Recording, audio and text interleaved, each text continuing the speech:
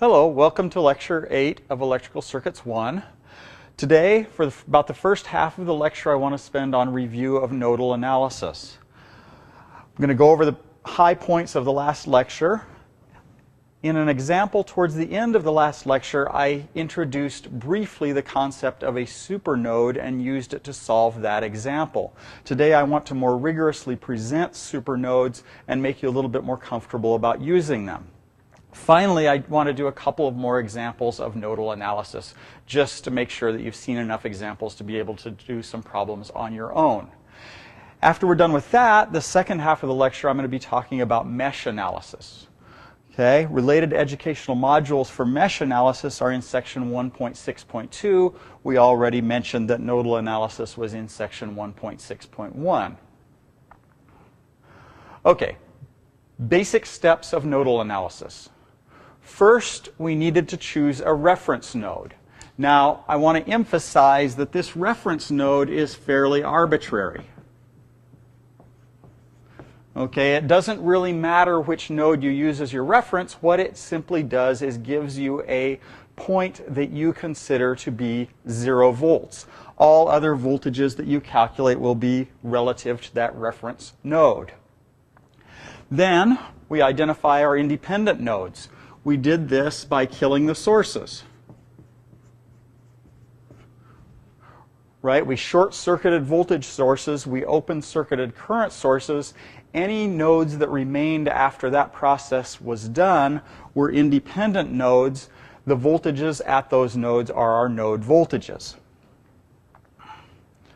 Okay? Now, we put our sources back in and we labeled constrained voltages.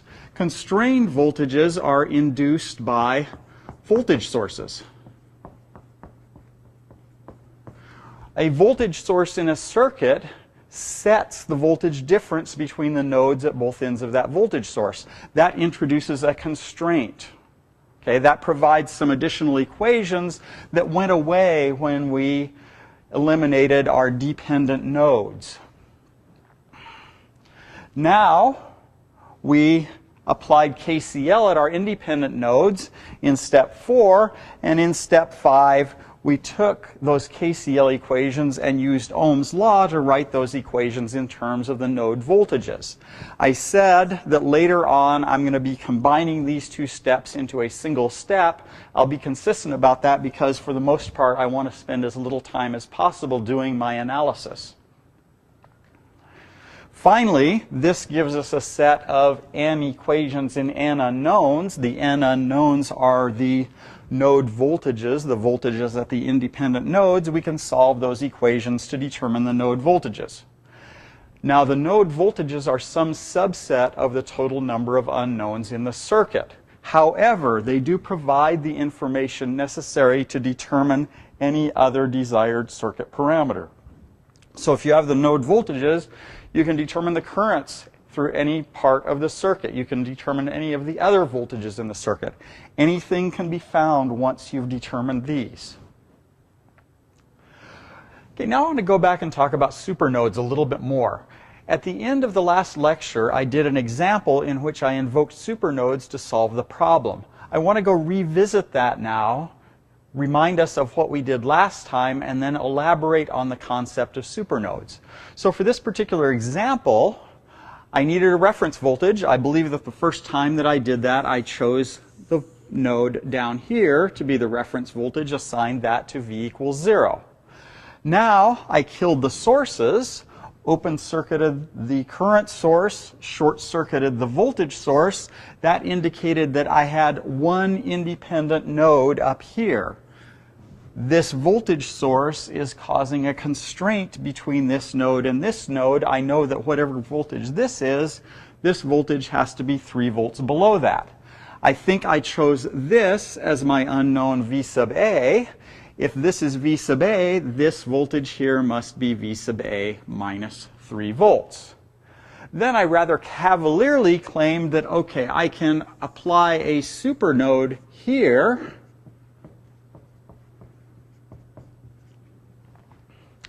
and then just do KCL around that supernode and sum the currents say I1 through the 3 kilo ohm resistor, the current I2 through the 6 kilo ohm resistor, along with the current going into this supernode, and do KCL. So if positive currents are coming out of this node, this becomes a minus 2 milliamps plus I1 plus I2 is equal to 0.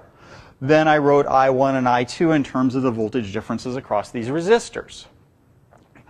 Now, some people don't really like the idea of identifying supernodes, particularly when they first start out. Okay, I want to do a little bit more definition of what a supernode is, why we're allowed to do this.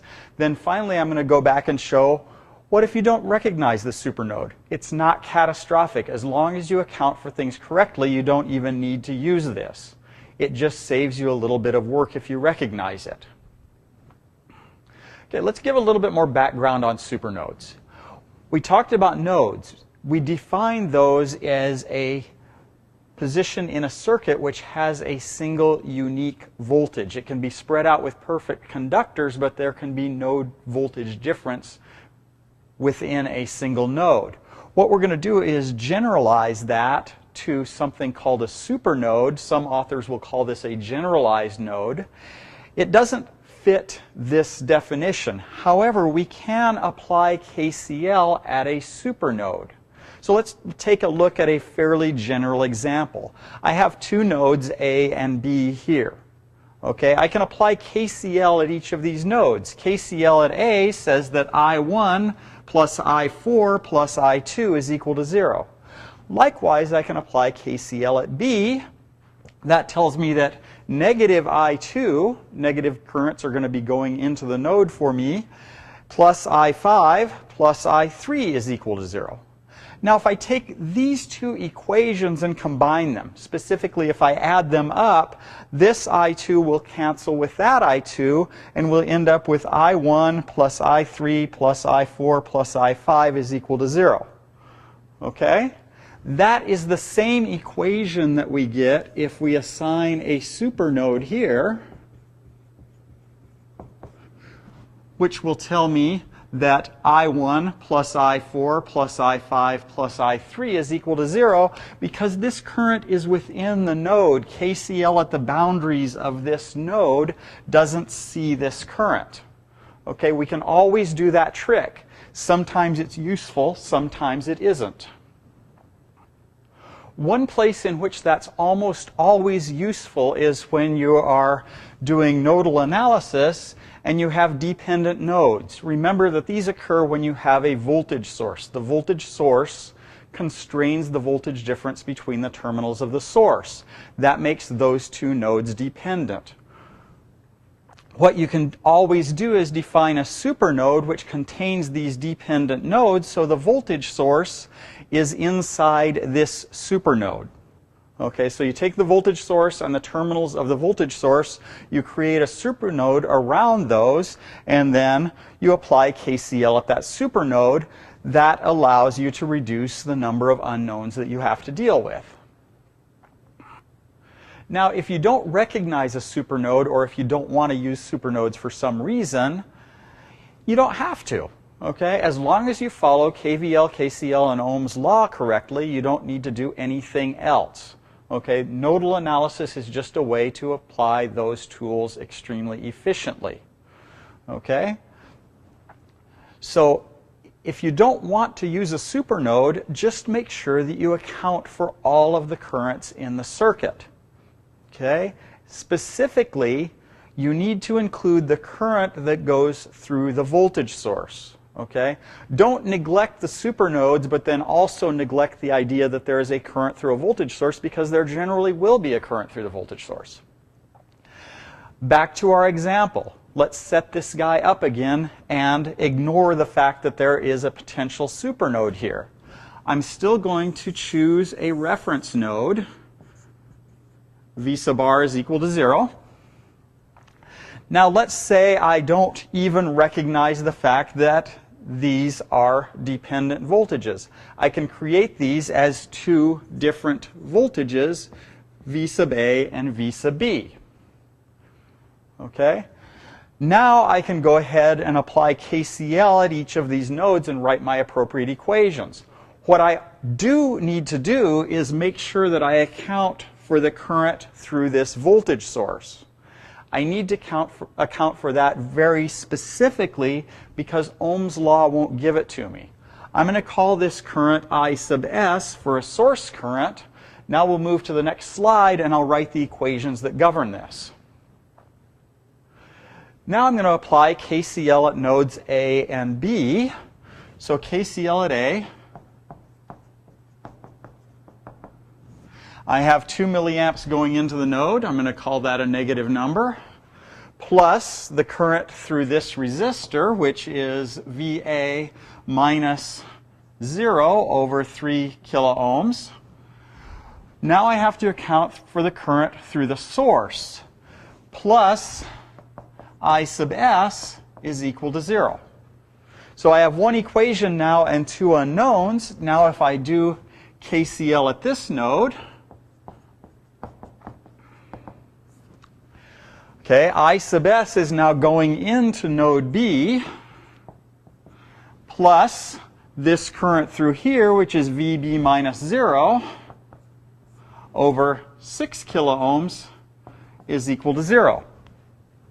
Okay, so I sub s is equal to this. I can plug this in here and say minus 2 milliamps plus VA minus 0 over 3 kilo ohms plus VB minus 0 over 6 kilo ohms is equal to 0. I still have one equation and two unknowns. I have a problem. What I haven't taken into account so far is the constraint between these two.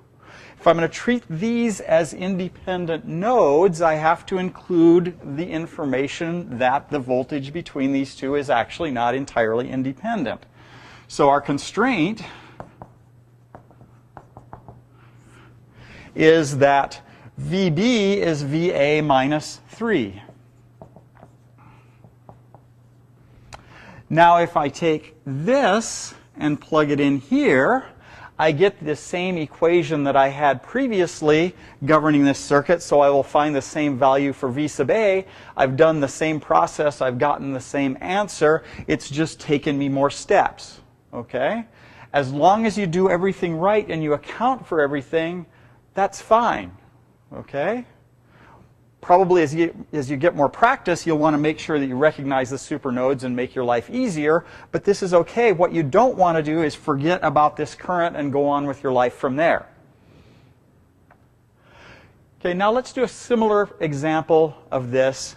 I'm going to take this example. I want to find the voltage across the 6 ohm resistor. I'm going to do this with and without the supernode concept, just to emphasize that there are more than one way to do a problem generally. I always have to define a reference node. I'll usually pick mine as the bottommost node in the circuit for some reason which I am not entirely sure of myself. Force of habit. So my reference voltage is 0. Now I'm going to kill my sources. This voltage source becomes a short circuit. This voltage source becomes a short circuit, and this voltage source becomes a short circuit. I can see from that that I really only have one independent node. So let me label this node voltage V sub A. I might as well pick this as my unknown because I want the voltage difference across this 6 ohm resistor. If I solve for V sub A, I will get that number directly. Now I put my sources back in and label the voltages at the dependent sources. The voltage here is 12 volts below 0, so this becomes minus 12 volts. Okay. This voltage source here induces a 36 volt difference between these two nodes. This polarity indicates that the voltage here is below the voltage here, so this voltage becomes V sub A minus 36. This voltage source here constrains the voltage difference between here and here. If this voltage is 0, this voltage is 24 volts above that. Okay? Now I'm going to apply KCL at the independent node. The first way I'm going to do this is to not identify a supernode here. Okay? If I don't identify a supernode here, in order to apply KCL at this node, I need to account for the current through the source. Okay? I sub s. So KCL at A, this current here going in this direction is V sub A minus a minus 12 volts over 4 ohms plus V sub A minus 0 over 6 ohms plus I sub s is equal to 0. Okay. Now I have this unknown. In order to determine what this unknown is, I need to do KCL at this node here. So let me just temporarily call that node B. I have I sub s coming into this node. That becomes a minus I sub s plus this current through here, which is V sub A minus 36 minus 0. So this voltage minus 0 over 12 ohms plus this current through here is V sub A minus 36 is the voltage at this node minus 24 all over 3 ohms is equal to 0. Now I actually have two equations and two unknowns, V sub A and I sub s. If I solve for I sub s from this equation, I will end up plugging this in for this term. If I solve these, I end up with V sub A is 24 volts.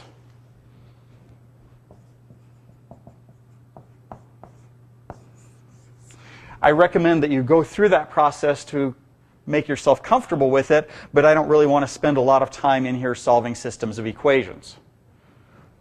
Okay? Notice that in this one, we did not label this as a separate voltage. We didn't call this V sub B and then write the constraint equation. I included the constraint equation on the fly. What I did not include is the supernode concept. There are a lot of different ways to do these problems. As long as you're consistent, any of them are fine. Let's take another look at this same problem and include the supernode here. I'm still going to call this my reference voltage, V sub R, is equal to 0. Okay, I'm still going to call this my independent voltage. This is still going to be minus 12 volts. This is still going to be 24 volts. And this is still going to be V sub A minus 36 volts. Okay? That's the first few steps of identifying a reference node, identifying independent voltage nodes, labeling the dependent voltage nodes. Those are all the same regardless of whether you recognize the supernode or not. Now I'm going to say, okay, I have a voltage source here. I can define a supernode which contains that voltage source. So if I create a supernode here,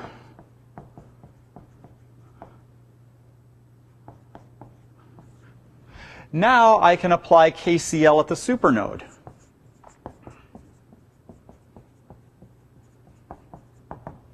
Okay, so the currents going through the boundaries of this supernode are this guy here, which is this voltage minus 12 volts,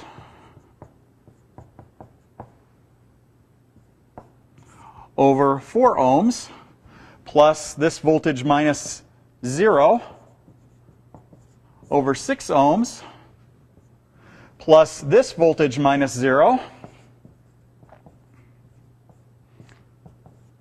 over 12 ohms, plus this voltage minus 24 volts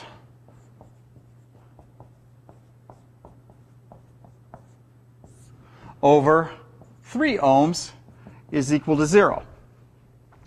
What I ended up with is the same equation that I got previously after I had eliminated I sub s. Okay? It reduced my workload slightly. Okay, I have one last nodal analysis example before we go ahead into mesh analysis. What I want to do for this circuit is to write a set of equations from which I can determine the current through the 6 ohm resistor. Now that current isn't labeled. I get to pick whatever direction I want it to be. Let's say for the moment that this is the positive direction of this current. Now I think I've given you enough background and you've seen enough examples to make a very legitimate attempt to do this problem. So take 5 or 10 minutes, look it over, try to do the problem before you come back and watch me go through it. I want to emphasize I just want the equations that I need in order to determine this current. I don't want you to solve those equations. Just write the equations that govern the circuit.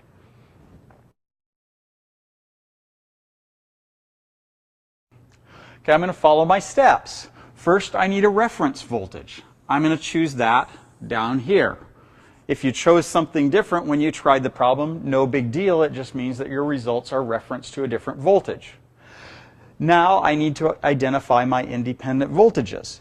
If I open circuit this source, short circuit this source, and open circuit this source, this is not an independent node. It is constrained by the voltage here. So I have an independent voltage here, V sub A, and an independent voltage here, V sub B. Now I'll put my sources back in and label any dependent voltages. Adding the current sources back in doesn't allow me to label any dependent voltages because I don't know what the voltage difference is across a current source. I can, however, identify this voltage as being 36 volts above V sub B. Okay. Now I'm going to apply KCL at V sub A and V sub B. So KCL at A. Okay. I have 18 amps coming into node A. That becomes a minus 18 amps. Okay. I'm going to claim that currents going into the node are negative, currents coming out of the node are positive. The current through this 6 ohm resistor, invoking Ohm's law, is V sub A minus 0 over 6 ohms, which is just V sub A over 6 ohms. The current through this 12 ohm resistor is the voltage difference, V sub A minus V sub B, over the resistance, 12 ohms. And finally, the current through this 4 ohm resistor is V sub A minus this voltage, which is V sub B plus 36. So V sub A minus the quantity, V sub B plus 36, all over its resistance, which is 4 ohms, is equal to 0. Now I need to apply KCL at B.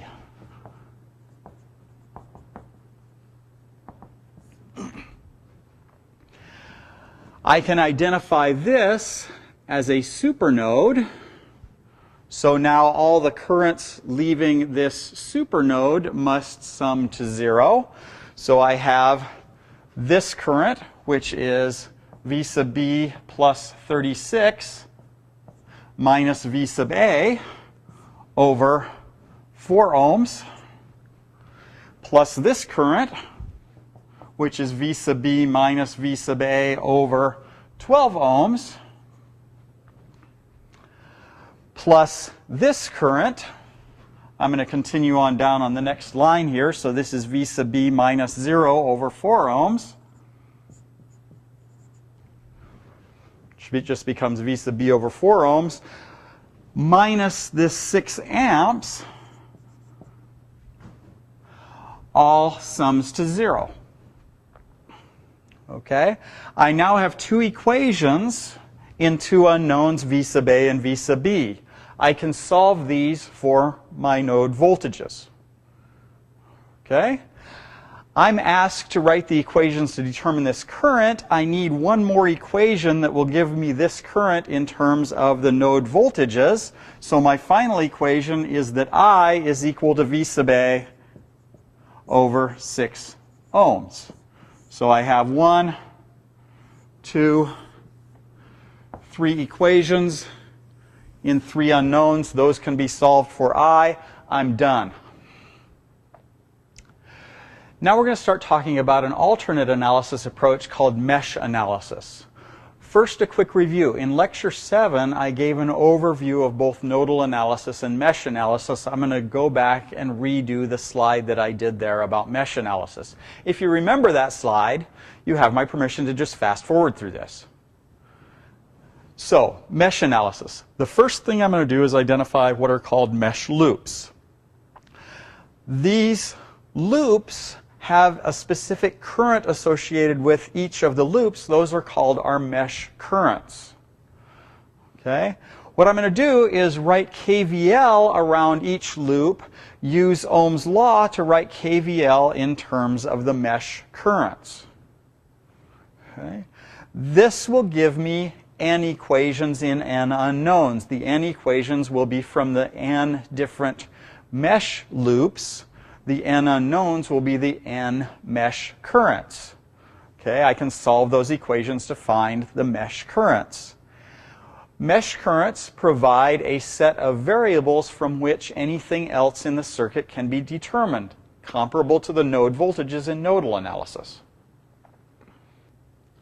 Okay, now before we get into mesh analysis in detail, I want to compare mesh analysis with what we know about nodal analysis. Because in some ways, these approaches are very comparable. They're kind of duals of one another. You're doing the same thing, but different variables and different equations take different forms. If you recall, in nodal analysis, we identified independent nodes. The voltages at those independent nodes were our node voltages.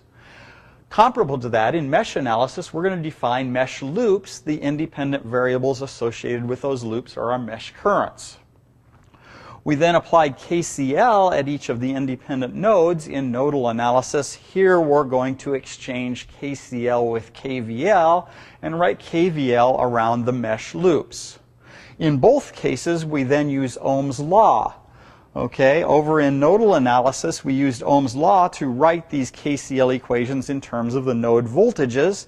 Here, we're going to use Ohm's law to write these KVL equations in terms of the mesh currents. We can then solve these equations for either the node voltages or the mesh currents, depending on which approach you're using. Those then provide a set of known values from which you can determine anything else that you need to know about the circuit.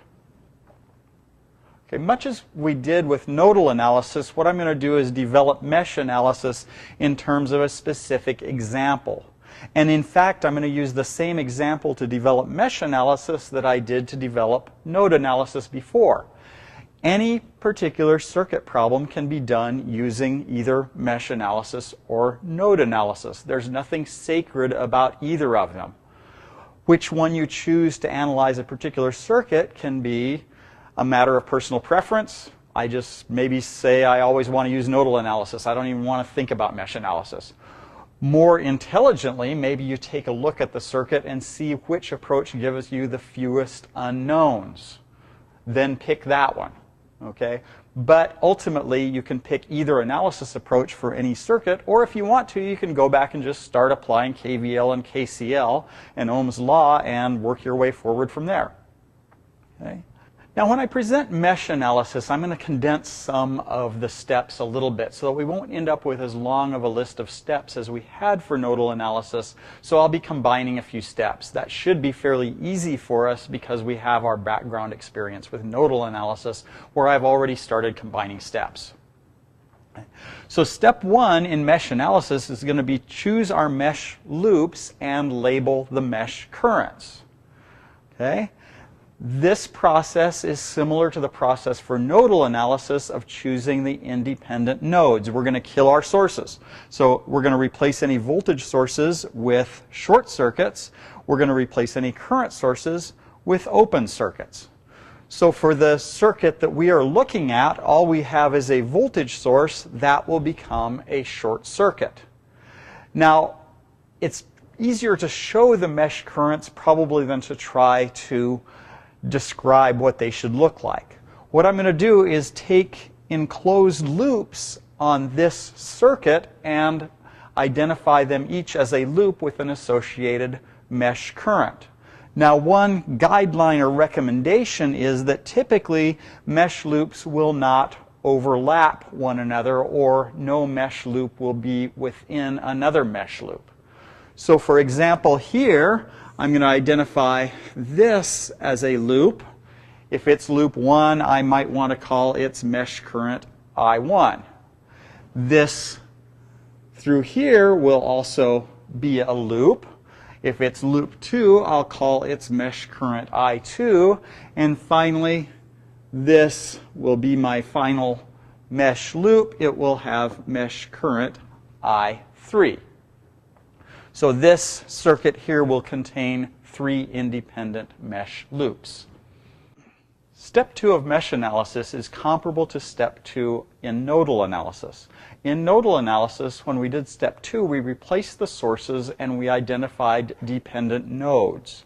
The dependent voltages were induced by voltage sources. Now, in step 2 of mesh analysis, we're again going to replace our sources and we'll write what are called constrained loops.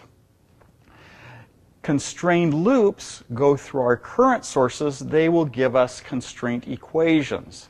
Now, for the particular example that I'm doing, I have no current sources. Therefore, this circuit has no constrained loops. For this circuit, we could go directly ahead to step 3 of mesh analysis. However, here where I introduce this topic, I do want to at least mention how constrained loops are created. Constrained loops are a bit arbitrary. That tends to bother people. One thing that's not arbitrary is that their direction and their magnitude must be consistent with the source through which they pass. So in general, each source will have a constrained loop that goes through it. The mesh current for that constrained loop will have the same magnitude and direction as the current of the current source through which the loop passes.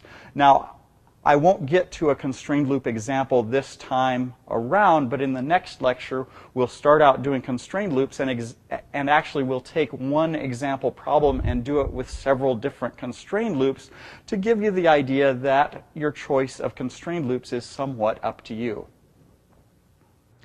Okay, step 3 is to write KVL around each of these mesh loops. Now, as I said previously, I'm going to start condensing things since we've sort of gotten used to thinking of doing things 2 at a time, maybe using nodal analysis. I'm going to go ahead and use Ohm's law to write these KVL equations directly in terms of the mesh currents. Now, there's one important thing that I'm going to do. My voltage polarities in KVL are going to be consistent with the current direction in the particular mesh loop that I'm working on at the moment. For example, if I'm doing KVL around the first loop, I1, I'm going to set my voltage polarities in this 1 ohm resistor and this 4 ohm resistor to be consistent with the passive sign convention, given that my current is going in this direction here. So my positive voltage node is going to be where current I1 is entering the resistor. I'm going to choose my voltage polarity like this for the 1 ohm resistor. I'm going to choose my voltage polarity like this for the 4 ohm resistor. Okay?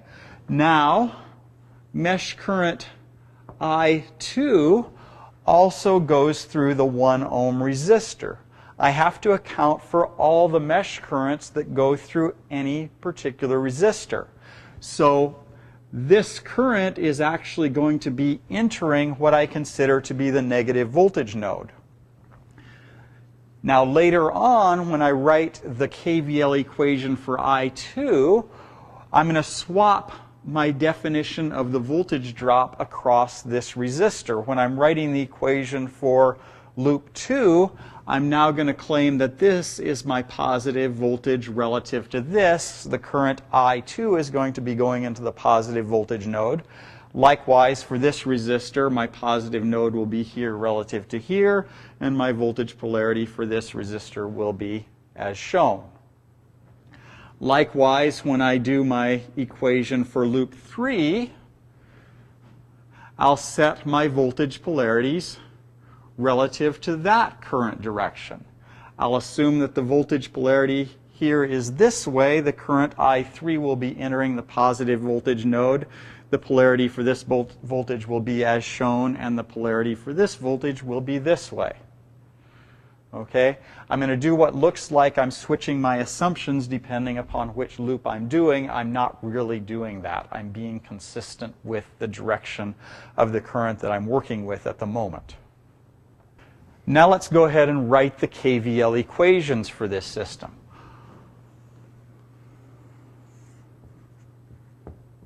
Loop I1.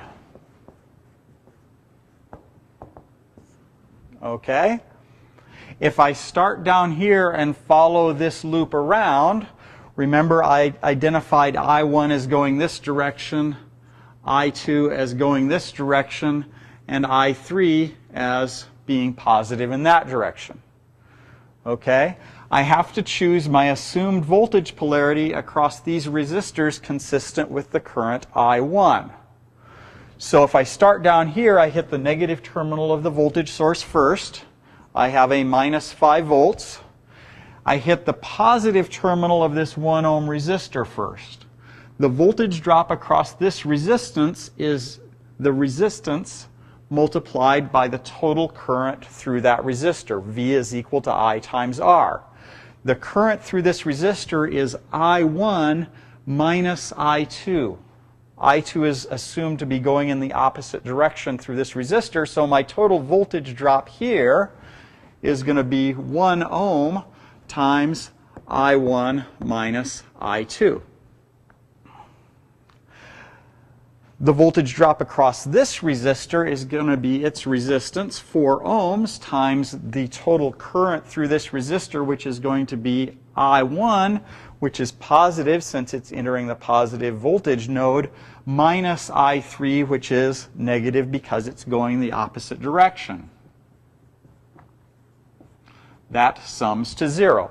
Now if I group terms, I get minus 5 volts plus I1 times 1 ohm plus 4 ohms minus 1 ohm times I2 minus 4 ohms times I3. That's all equal to 0.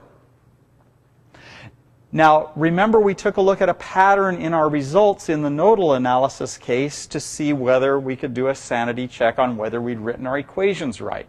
We can do the same thing here.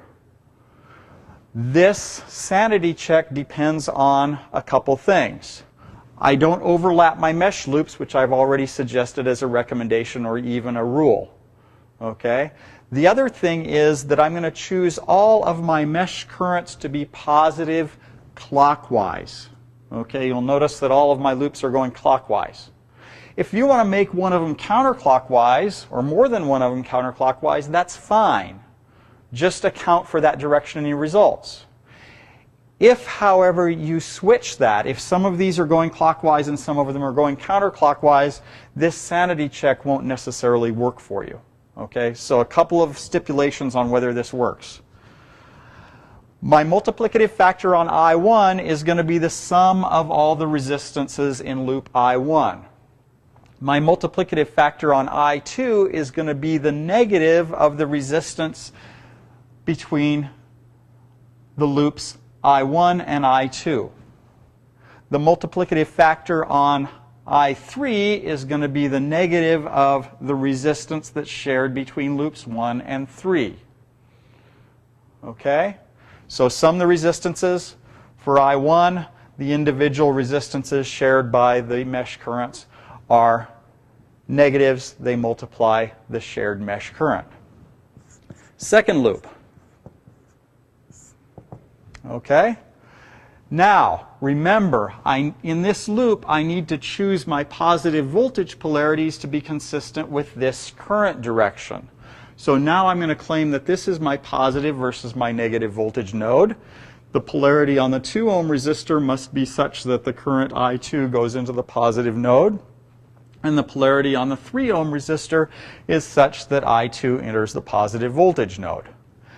Now if I start here and follow this loop around, I get a 1 ohm resistance, which is multiplying I2 minus I1. The total current through this resistor is going to be I2 in this direction. I1's going the opposite direction.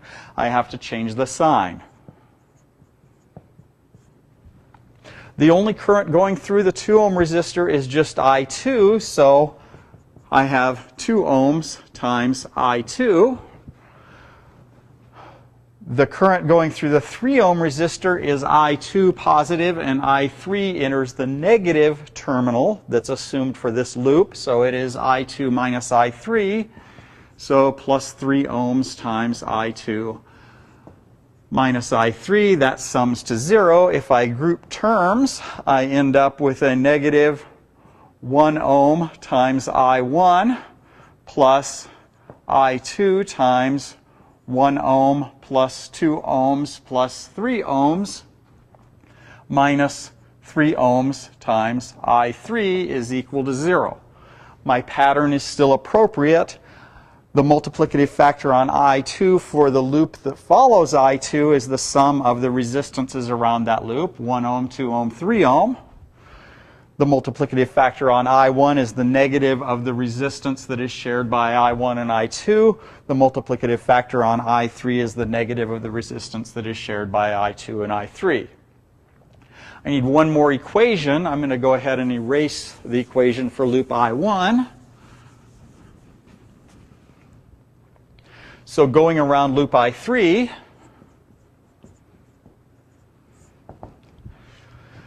I have to set all my voltage polarities to be consistent with the direction of I3, which means that on the 4 ohm resistor, my positive voltage node is here. I3 is going in this direction. Polarity on my 3 ohm resistor is that way. My polarity on my 5 ohm resistor is that way. I3 is entering the positive voltage node. Now, I have if I start down here and work my way clockwise, I have a 4 ohm resistor. My current is I3 minus I1. Right? I1 is going into what is now assumed to be the negative voltage node for the 4 ohm resistor, plus this 3 ohm resistance times I3 minus I2, plus 5 ohms times this current is simply I3. That all sums to 0. Okay, there is no other mesh current going through the 5 ohm resistor. Grouping my terms, I have minus 4 ohms times I1 minus 3 ohms times I2 plus 4 ohms plus 3 ohms plus 5 ohms times I3 is equal to 0. My pattern works out. My multiplicative factor on I3 is the sum of those resistances. Multiplicative factor on I2 is the negative of the resistance shared by I3 and I2. Multiplicative factor on I1 is the negative of the resistance shared by I3 and I1. We now have 3 equations in 3 unknowns, I1, I2, and I3. Those can be solved to find values for the mesh currents. Okay, as I mentioned before, I've defined 3 mesh currents, I1, I2, and I3. I wrote KVL 3 times, once around each of my mesh loops. That gave me 3 equations in 3 unknowns, which I can solve for the 3 mesh currents. When I do that, I found out that I1 was about 1.72 amps. I2 was approximately 0.66 amps. And I3 was 0.74 amps. So we can get numbers for each of the mesh currents. Those mesh currents can allow us to determine any other circuit parameter that we want. Okay? What you need to make sure that you do, however, is be consistent with the way you wrote your KVL equations. When we wrote our KVL equations, we accounted for the fact that the current through any particular circuit element was the sum of the mesh currents through that element. And in fact, it was an algebraic sum. We had to account for any direction changes between the various mesh currents. So when you're finding any of these other circuit parameters, you have to account for the fact that the total current in any element is the sum of all the mesh currents in that element. Make sure that you treat the signs carefully and consistently. For example,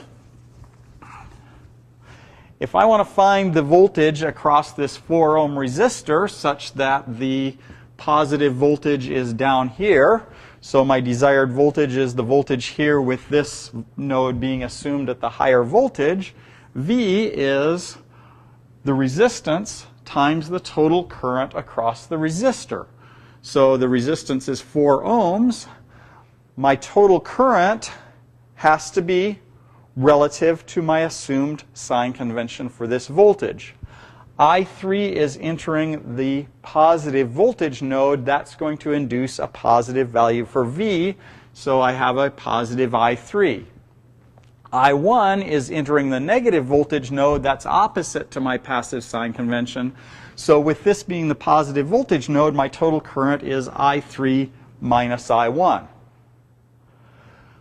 Another example, if I wanted the current here, I through this 3 ohm resistor, the current through this resistor is just the algebraic sum of the mesh currents through the resistor. I3 is in the same direction as I. It's going to introduce a positive contribution. I2 is in the opposite direction to I. It will be a negative contribution. My total current I is going to be I3 minus I1. I'm sorry, I2. This concludes Lecture 8. Next time in Lecture 9, we'll do more mesh analysis examples. And in particular, we will talk about constrained loops. So at the beginning of Lecture 9 next time, we'll do an example that has a constrained loop. We'll take a look at several different ways to do that example by choosing different constrained loops for that particular circuit. And we'll try to reassure ourselves that our particular choice of the constrained loop isn't as important as the fact that the constrained loop has to be picked to meet certain criteria. Remember that the constrained loops have to match the direction and the magnitude of the current source through which they pass, and each current source typically will have a constrained loop that passes through it.